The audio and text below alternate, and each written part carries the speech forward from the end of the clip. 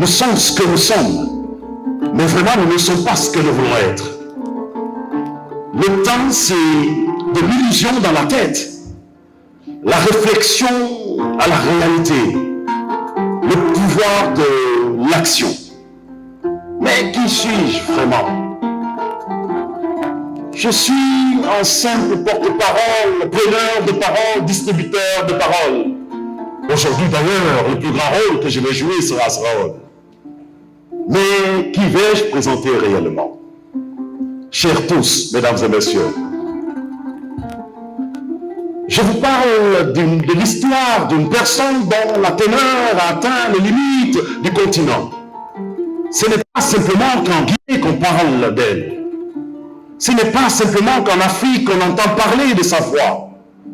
On entend parler du syllogisme, de sa résonance par rapport à la transformation des idéaux, des pensées et des mentalités de plusieurs.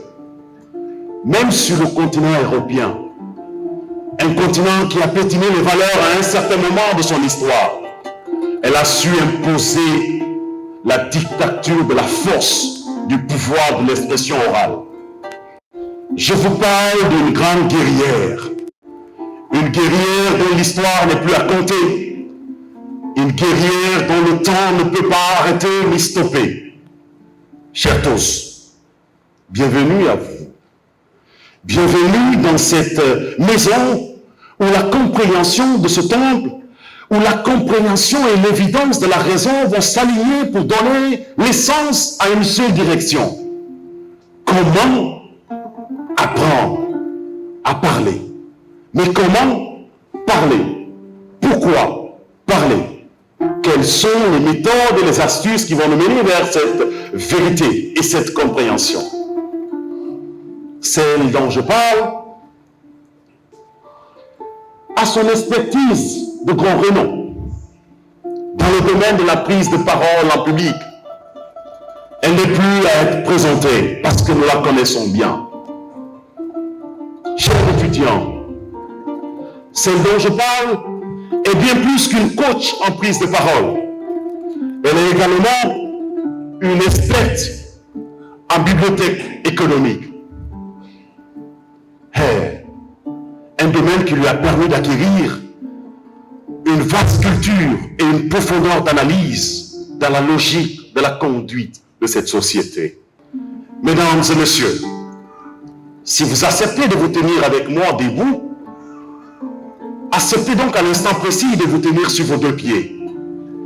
Parce que celle que je veux inviter, elle est une Guinéenne, mais une Guinéenne qui est au-delà de la Guinée. Elle est en fait le branding de ce pays. Je vous prie de faire un maximum d'ovation pour que je puisse inviter à l'instant précis notre speaker, Coach Fanta Condé. Coach Fanta Condé.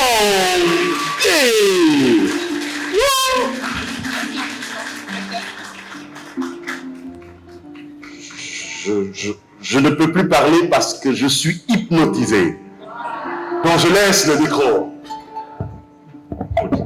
Merci infiniment pour cette magnifique introduction. Est-ce que ça va ce soir? Pourquoi est-ce que vous êtes là? D'accord? On donne la parole. Beaucoup de choses. D'accord. J'ai raté beaucoup de rendez-vous que je ne devais pas. Mais vous savez pourquoi? Ok. Il y a de cela 3 ans, je suis passée dans plein de difficultés. J'ai rencontré plein de choses qui ont failli changer ma direction de vivre. Mais entre-temps, je vous ai suivi sur les réseaux sociaux. Un point m'a beaucoup marqué. Il faut essayer de laisser parfois certaines personnes qu'on aime pour pouvoir aller de l'avant. En effet. Donc, si j'ai pu quitter de ce monde assombri pour être aujourd'hui là, et je suis à ma dernière année d'université, et attendre que cette personne, bon... Prenez votre temps, respirez et parlez-moi. Qui m'a ouvert les yeux, est aujourd'hui devant moi, dans mon université, et je ne vais pas payer un ticket d'entrée pour la voir et pour l'écouter, voir exactement comment il a pu me changer, comment il a pu m'aider à voir ma vraie vision de vivre.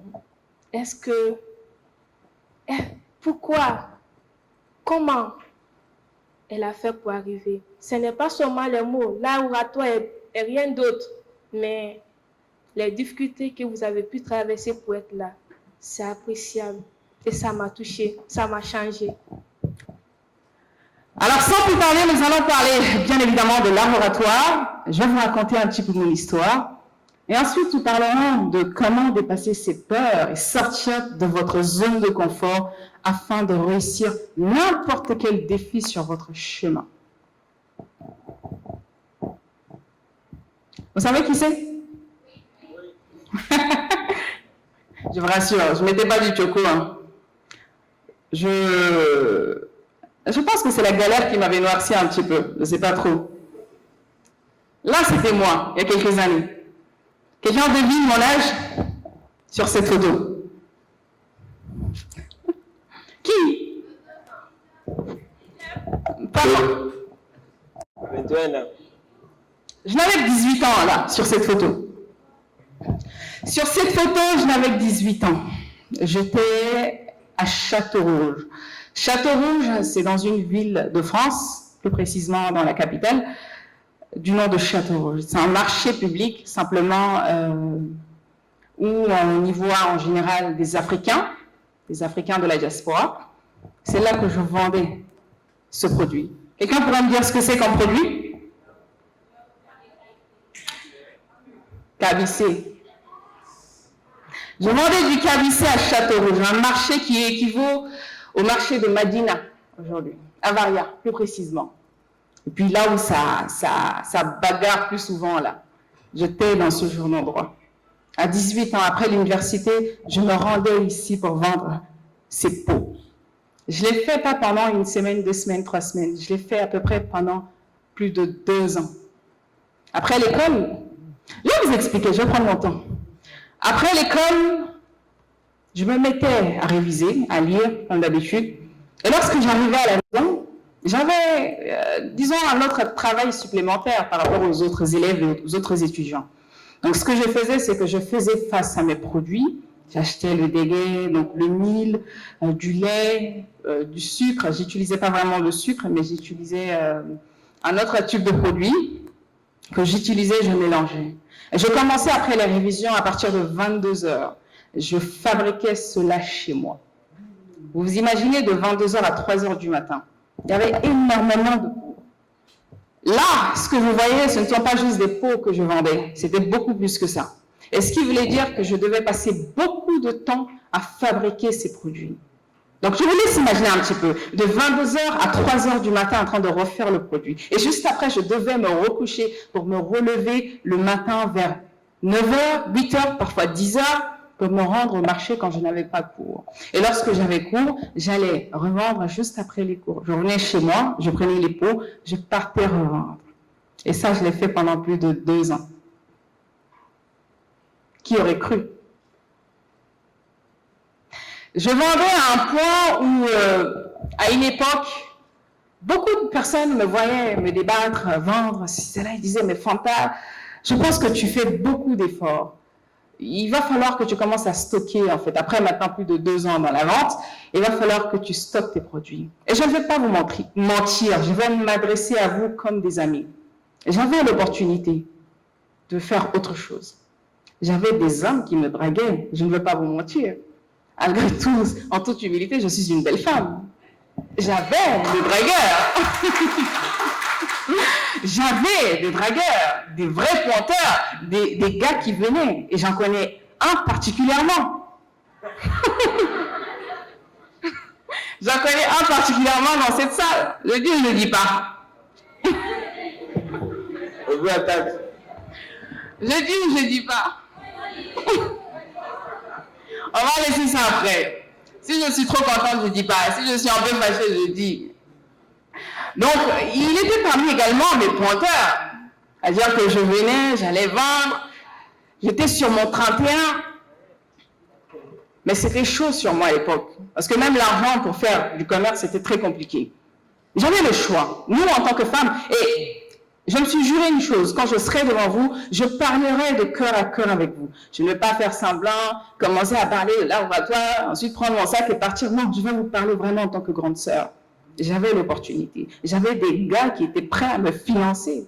Et mis à part ça, j'avais le choix de faire autre chose. Pas que ça. Et il faut savoir que de nature, je suis une personne très entreprenante. C'est-à-dire que je préfère aller ramasser des 5 000, 200 000 ici par jour plutôt que d'aller travailler pour quelqu'un et être payé à la fin du mois. Ça relève de ma personnalité, j'assume complètement. Donc ça, je l'ai fait pendant plusieurs moments. Vous allez sans doute me demander, mais avec les opportunités que tu avais, des dragueurs, pourquoi est-ce que tu n'en profitais pas? Pourquoi est-ce que tu allais vendre? Ça s'appelle de la discipline. Ça s'appelle la détermination. Ça s'appelle de la vision. Ça s'appelle surtout l'envie de ne pas compter sur qui que ce soit. Ça s'appelle également le pouvoir de cravacher jusqu'au bout pour ses rêves. C'est très difficile, je vous assure. Il y avait des moments où des personnes venaient à Châteaurouge, l'équivalent de Madina. Et puis d'ailleurs, quand je partais vendre, je me mettais sur mon 31, je venais costumée, avec des caddies comme ça dans le sac en train de vendre.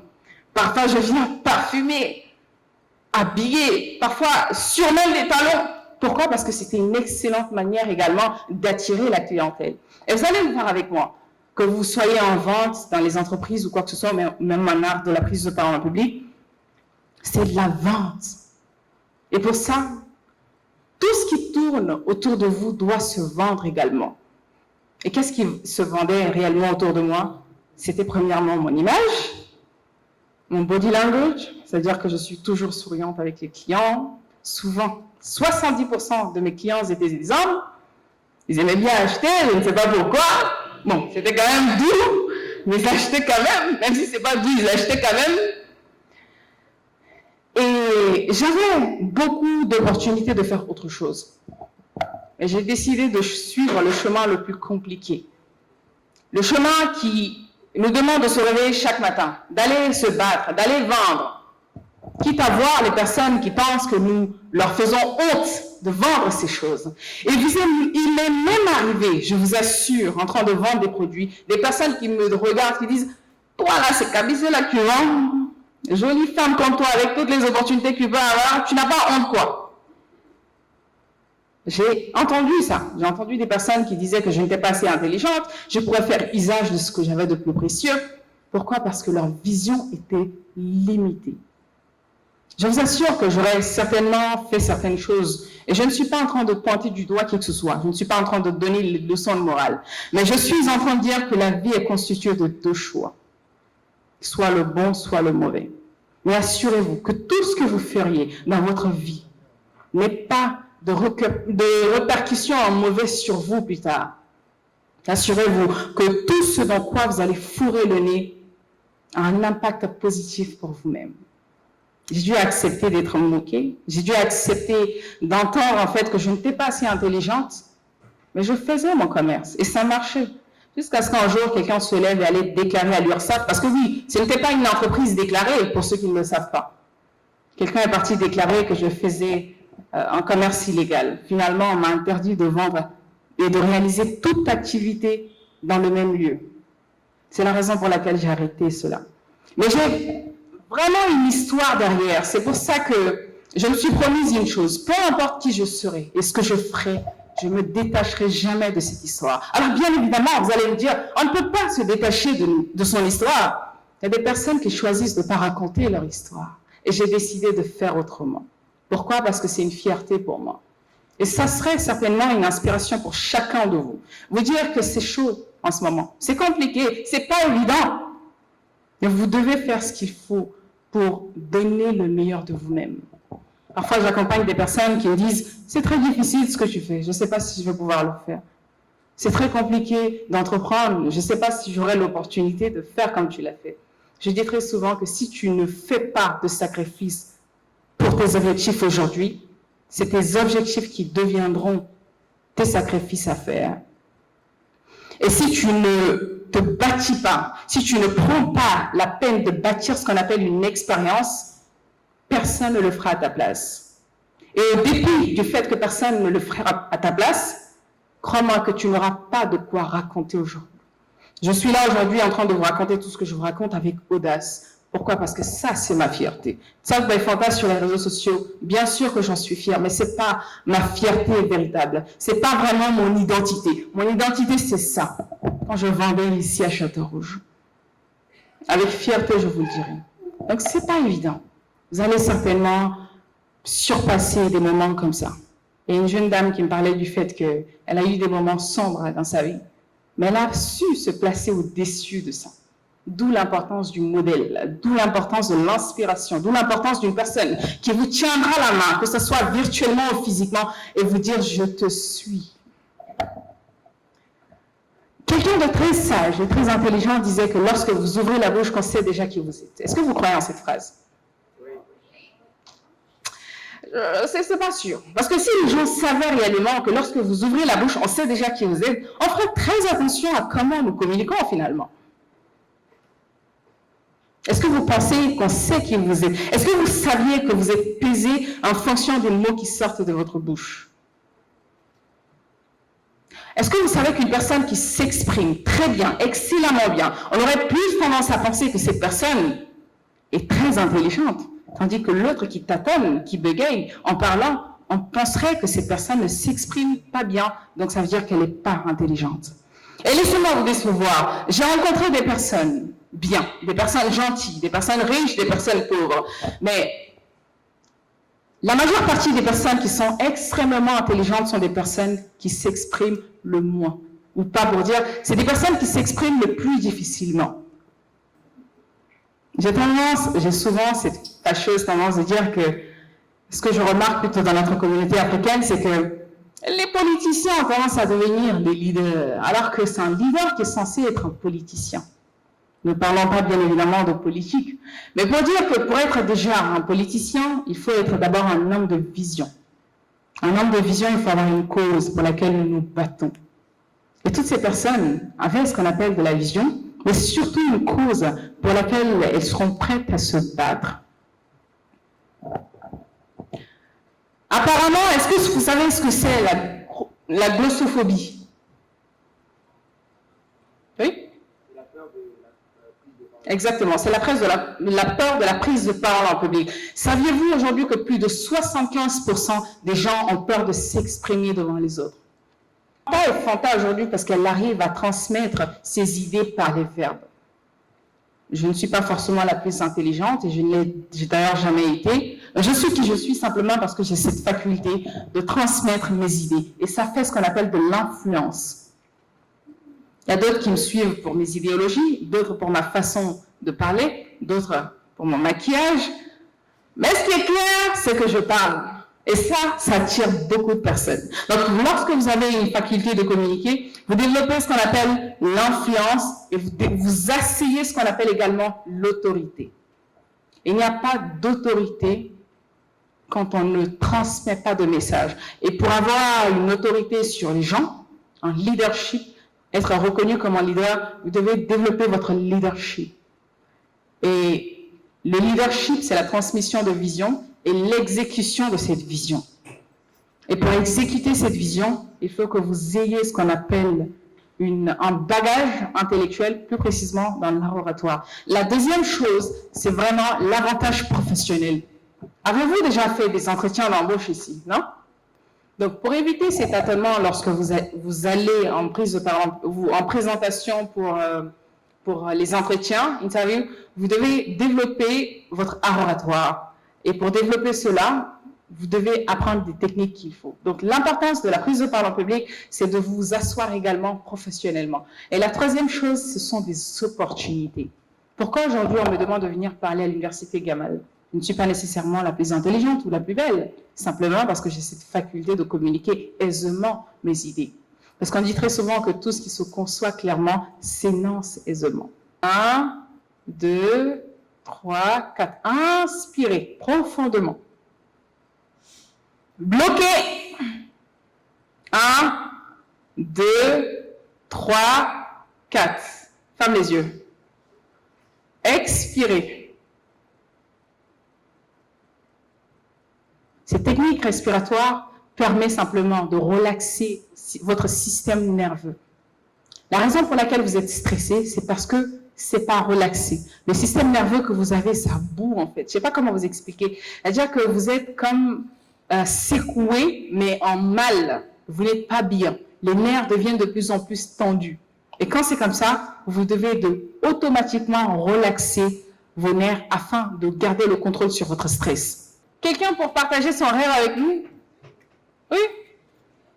Moi, dans cette atmosphère de tension internationale, dans ce monde où le mal a envahi l'humanité, moi, je me suis donné pour mission, dans le reste de ma vie, d'œuvrer, d'accord, pour faire la promotion de la paix, de la cohésion, de l'amour surtout, entre mes semblables. Ces mots, c'est ces douleurs. Elle exprime ses paroles en fonction de ses douleurs, de ses frustrations. Et c'est la raison pour laquelle vous devez tous communiquer. Nous ne communiquons pas parce qu'on veut se faire voir. On ne communique pas parce qu'on veut parler. On communique parce qu'on veut toucher quelqu'un, quelque part. On communique parce qu'on veut faire croire quelque chose. On communique parce qu'on voit en nous des lueurs d'espoir. On communique parce qu'on veut transmettre quelque chose. On communique parce qu'on croit en quelque chose. Alors, nous allons sans doute appeler tout d'abord, avant de... Je vais vous avouer que je suis fatiguée. Je suis sur les talons depuis combien d'heures maintenant? C'est chaud. Je vais sans doute appeler notre cher animateur et puis excellent présentateur. Vous avez aimé, d'ailleurs, sa façon de présenter? Oui? Il est... on aurait l'impression qu'il chantait lorsqu'il s'exprimait. J'étais... Exactement. C'est un slammer? Non, sérieux? Oui, mais il a très bien fait. Je suis très épatée. Je suis très heureuse de le savoir.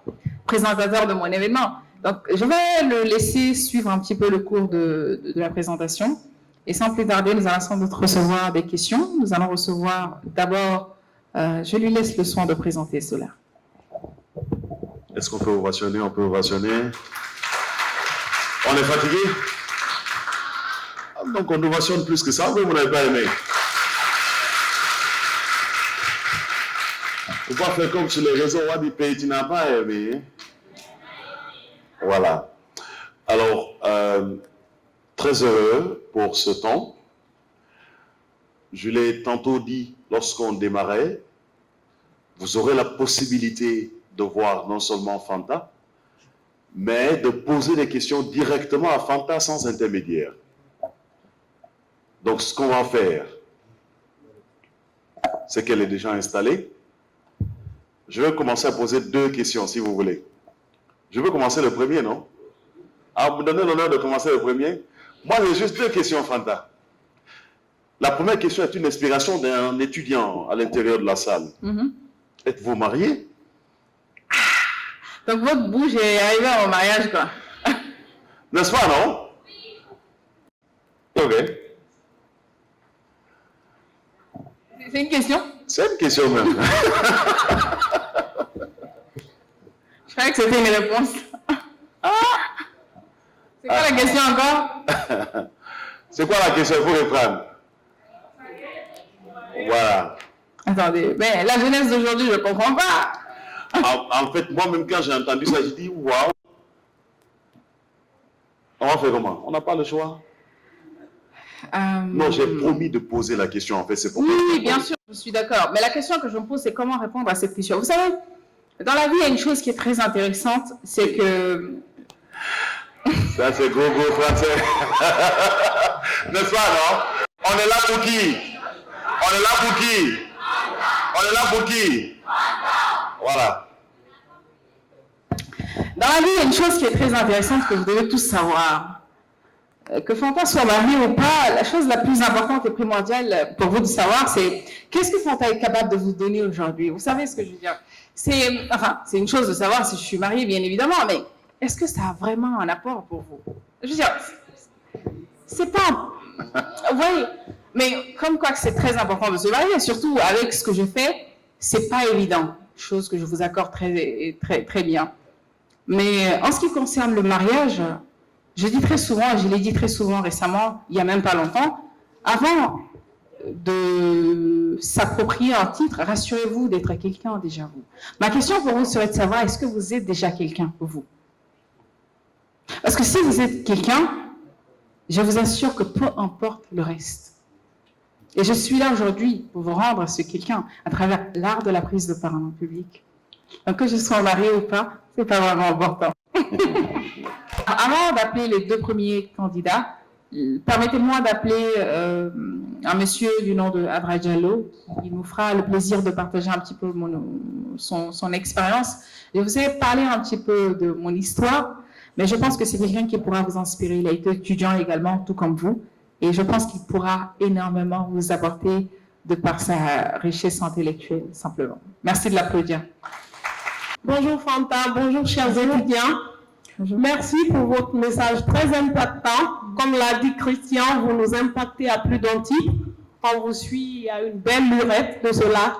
Et puisque l'occasion nous a été opportune, on s'est dit de venir vraiment partager avec vous les différents messages que vous destinez à nos chers étudiants. Donc, moi, ma question, déjà, on vous remercie d'être revenu à la source. Ce n'est pas toujours facile, mais revenir en Guinée, et vous voyez l'engouement aujourd'hui. Et je peux m'assurer que ce n'est pas au niveau de Gamal seulement. Oh, plusieurs institutions auraient voulu vous recevoir aujourd'hui. Donc, ma question, elle est très simple. Je voudrais savoir, parce que je ne vous ai pas suivi de bout en bout, je voudrais savoir quel a été le déclic. Le déclic, ça vient de... J'ai subi pas mal de choses quand j'étais beaucoup plus jeune. J'étais moquée constamment à l'école parce que je ne m'exprimais pas bien. J'étais traitée de blédarde. Et ça faisait que c'était très difficile pour moi de m'expliquer. Mais pour être honnête avec vous, le déclic ne vient pas véritablement de là. Mon déclic, ça vient à partir du moment précis que je me suis rendu compte que j'avais une responsabilité dans le développement ou du non-développement du continent africain. Je me suis fait une promesse à l'âge de 17 ans. Je me suis dit, je ne sais pas comment je vais le faire, qui je vais toucher, ni par quel moyen. Mais je sais qu'il viendra un moment où ma voix comptera en Afrique. Je sais qu'il viendra un moment où je vais inspirer des milliers de personnes. Je sais qu'il viendra un moment où j'apporterai ne serait-ce qu'un grain de sable dans le développement de ce continent. J'étais assez frustrée de voir que constamment, nous les Africains, nous nous plaignons du fait qu'on n'arrive pas à avancer, du fait que c'est dur, du fait que du gouvernement c'est ci, du gouvernement cela. Et en toute humilité, je ne prétends pas être cette personne qui va révolutionner le monde ou encore l'Afrique. Mais je dis tout ceci, si nous décidons tous de mettre nos efforts en commun, il pourrait sortir de là quelque chose de concret. Et je suis dans cette bataille, je suis dans cette vague. Vous savez, la fête des... On fera deux vagues. Pour l'instant, on prend les dames, ensuite on reprend les... C'est bon?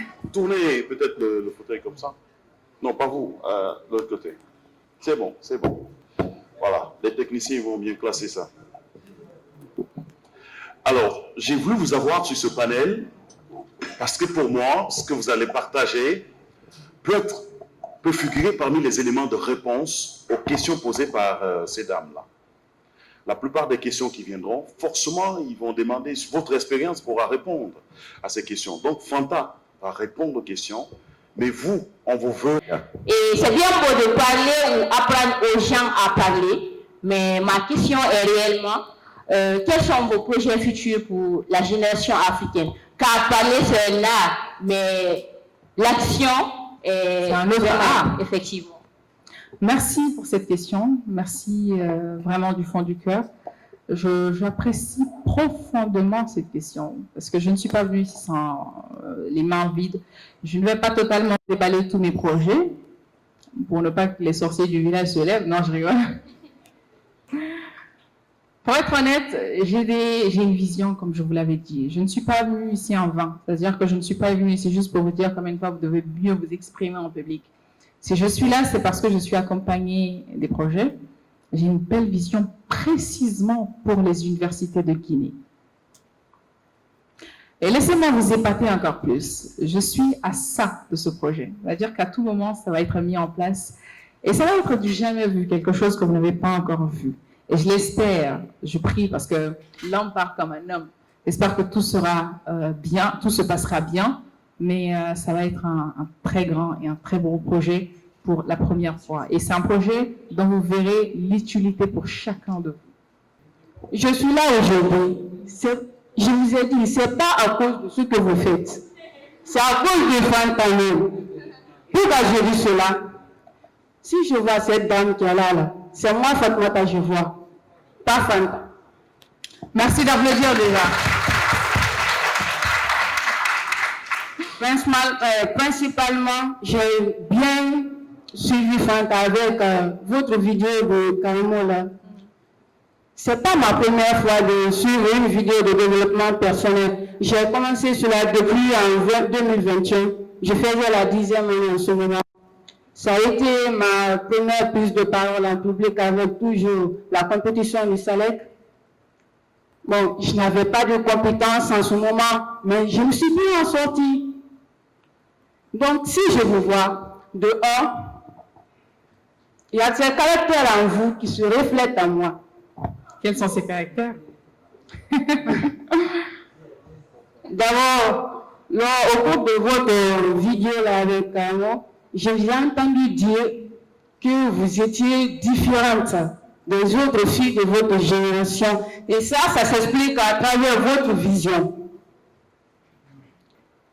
Alors, sans vraiment perdre du temps, ma première question est de savoir, est-ce que vous avez rencontré des obstacles lors de votre parcours dans la communication en amont? Alors, oui, merci pour cette question. Je suis très honorée également d'être en face de vous, de toi précisément. Effectivement, j'ai rencontré des obstacles.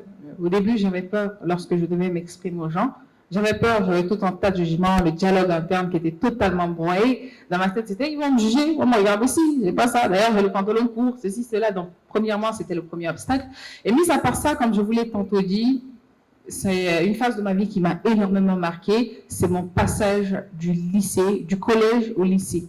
À l'université, ça s'est stoppé parce que chacun pour soi, Dieu pour tous. Mais du collège au lycée, j'ai été extrêmement moquée à l'école, surtout au collège. Je venais d'arriver en France, c'est là-bas que j'ai fait tout mon collège. Et j'étais moquée parce que j'avais premièrement l'accent. Et l'accent faisait que, la moquerie faisait que j'avais peur de m'exprimer. Et quand on a cette preuve de s'exprimer, tout ce qu'on dit est repris contre nous. Je ne sais pas si vous avez déjà expérimenté ça. Vous avez tellement peur de vous exprimer, même de poser la question dans la classe, que vous préférez mélanger un peu le à la place de là. Vous avez un peu peur, du coup, vous préférez vous taire. J'ai expérimenté cela à plusieurs reprises. Et ça a été vraiment le plus gros obstacle pour moi. Du coup, de là voir qu'aujourd'hui, je suis celle qui apprend des milliers de personnes à s'exprimer, c'est un honneur et c'est une grâce. Donc, ça a été vraiment un moment très challengeant pour moi. Mais la preuve, c'est que je suis là aujourd'hui. Voilà. Alors, toujours sur cette même question, comment vous avez pu vraiment, vraiment vous en sortir face à ces obstacles? Oui. La première des choses, c'est la lecture. Je lisais beaucoup. Je l'ai tantôt raconté dans une de mes vidéos que je lisais. Avant, je préférais compter mes cheveux plutôt que de lire. Mais pas la lecture, hein. C'est-à-dire que lire pour lire, je ne faisais jamais cela. Mais parfois, quand c'est chaud sur nous, c'est là qu'on se rend compte que la seule option, en fait, est celle qu'on fuit, finalement. Et du coup, je lisais beaucoup, je me réfugiais dans les bibliothèques.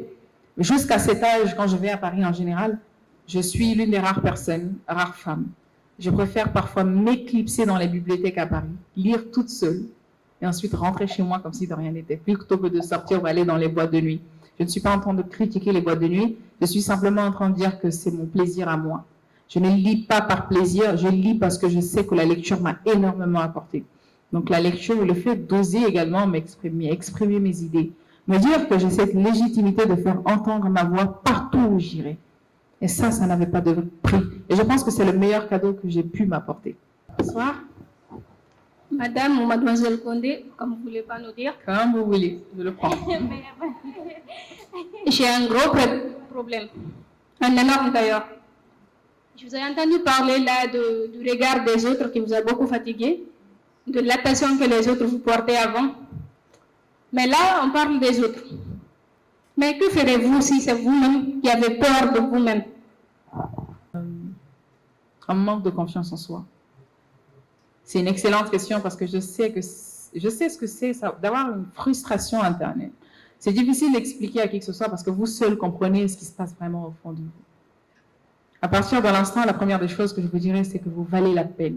Je ne sais pas quel est votre combat, ni votre lutte, ni pourquoi est-ce que vous résistez, ni ce qui se passe à l'intérieur de vous, ni qui vous dites que vous êtes moche ou que vous êtes pas belle ou que vous êtes moins intelligente. Je ne sais pas le problème que vous aviez, à quoi vous faites face.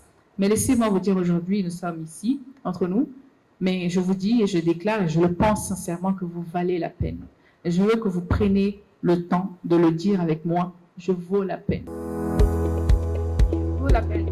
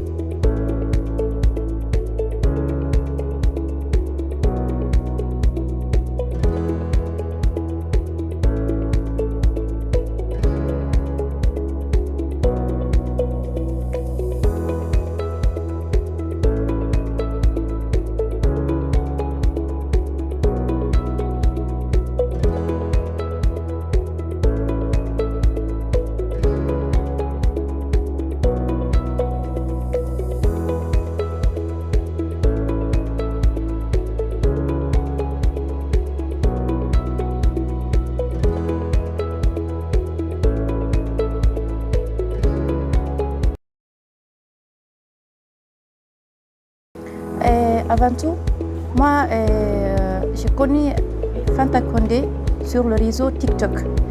Et je vois que les conseils qu'elle nous donne, vraiment, ça nous inspire, nous les jeunes. Elle nous donne à avoir une prise de conscience en soi. Et j'aimerais vraiment développer, j'aimerais comprendre et vraiment ce qu'il s'agit. C'est pourquoi je suis venue ici assister à son concert éducatif surtout et comprendre encore davantage vraiment et savoir comment me comporter dans la vie sociale. Moi je dirais que c'est une femme forte, une personne qui sait réellement ce qui est bien pour soi et pour autres et tout, donc c'est un plaisir pour moi. Fanta, c'est une personne que j'apprécie énormément, une grande sœur qui me motive dans la vie quotidienne. Elle est une personne joviale, gentille et j'apprécie tout ce qu'elle fait. Donc Fanta, c'est une dame qui est cultivée, qui motive, bon, qui donne la chance à tout un chacun de sortir dans ton zone de confort pour affronter les réalités. J'ai regardé beaucoup de ses vidéos. Je retiens quand même une phrase d'elle lors de sa vidéo avec Karamo. Elle dit qu'on n'a pas besoin de potentiel, on ne fait rien avec ça. Tout ce qu'on a besoin, c'est ce que tu montres. Moi, cela, ça m'inspire beaucoup parce que je connais assez de personnes aujourd'hui qui sont compétentes dans des domaines, mais jusqu'à présent, ces gens-là blâment soit le pays, soit le système ou les parents, parce qu'eux, ils ne bénéficient pas de leurs compétences. Mais comme l'a dit, on n'a pas besoin de ça. Ceux-là, ils n'ont rien fait, ils n'ont rien mis en place pour qu'ils puissent être rémunérés. Comme on dit, que tu n'es pas payé par ce que tu sais faire, mais par ce que tu fais de ton savoir-faire. Un petit mot, je vois en elle ma future femme, parce que je dis souvent à mes amis, si la femme que je vais marier n'est pas comme Fanta Condé ou plus qu'elle, il n'y aura pas de mariage.